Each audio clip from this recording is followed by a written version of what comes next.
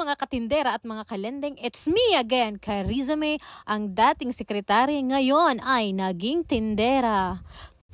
Panibagong araw na naman ang buhay ko. Another day, another mini vlog.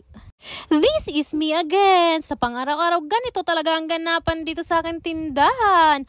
Ganito ang eksenahan kapag nakapasok ng lahat ng aking mga anak sa school. Kakatapos ko lang maligo niyan, hindi pa nga tuyo ang aking buhok.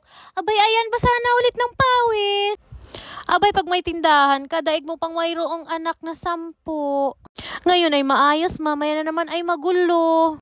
Okay lang yan magulo kasi daw ang meaning pag ganyan tindahan is kumikita.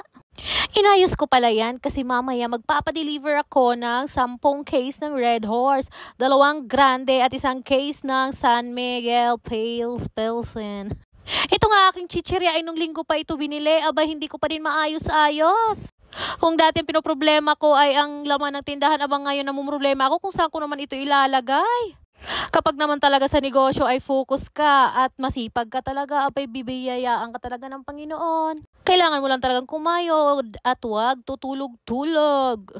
Ang sabi nila, hindi daw ako maganda. Bahala na, importante may pera. Yon lang! See you again sa aking next mini vlog. Bye!